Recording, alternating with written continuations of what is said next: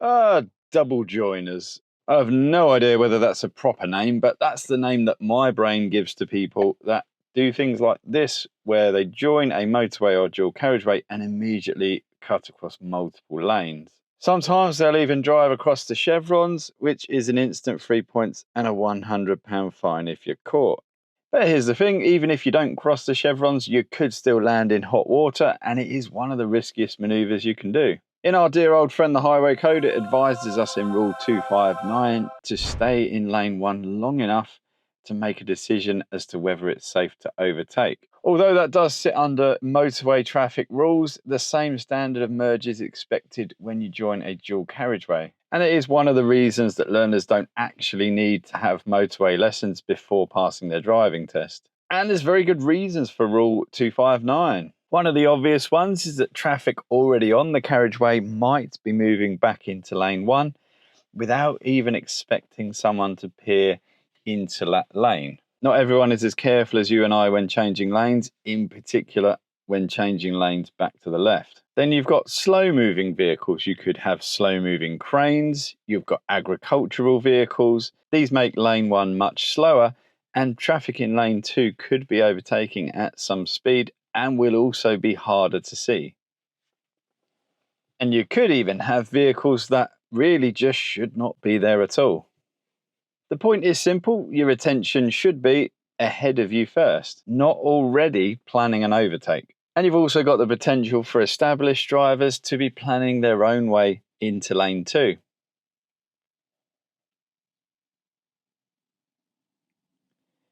And drivers already using lane 2 to overtake, which brings me to 2 of my learners. Same junction, same mistake, different reasons. The first learner becomes so focused on checking the right mirror that she completely misjudges the speed of the traffic in lane 2 and really doesn't see the Audi until it's almost alongside us.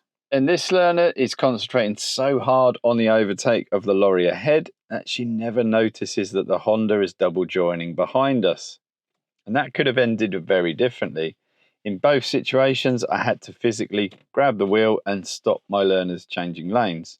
And what surprises me is actually just how willing learners, being very inexperienced drivers, are to just hoof it straight across multiple lanes. Don't think that's because they can't drive. I think it comes down to personality. Like so many incidents on the road, around 94% they reckon are attributed to our attitudes and our personalities. And I think you see this daily on the roads. I say the same thing to all my learners when joining a dual carriageway.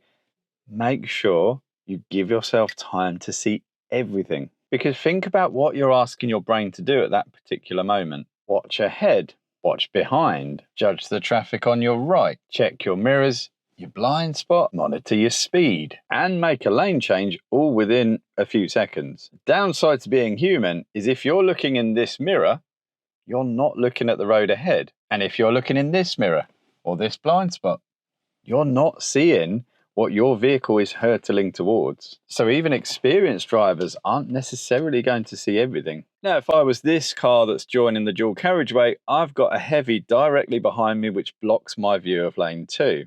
I've also got a motorcycle sitting just behind me, and there is absolutely no way I would attempt to double join here.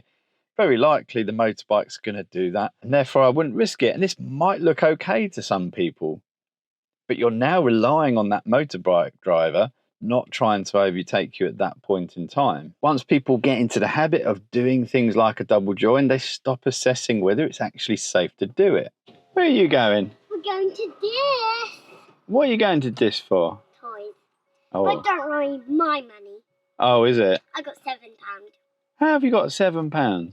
And then we have this specimen of a driver. Looks like they're about to conduct a double join until they catch a very late glimpse of the van. I'd imagine that's a moment they'll remember.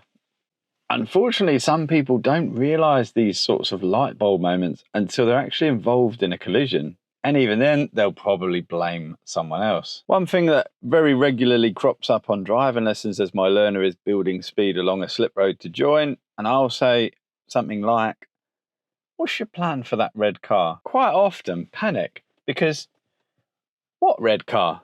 They simply can't see it. Your blind spot is at its biggest, often when you're joining these type of roads. Most cars have massive C-pillars at the back that restrict your view. For the sake of saving, as it always is, 2 to 3 seconds, is it really worth the risk? Now, this lesson from today, I stopped my learner double joining before she even moved the steering wheel.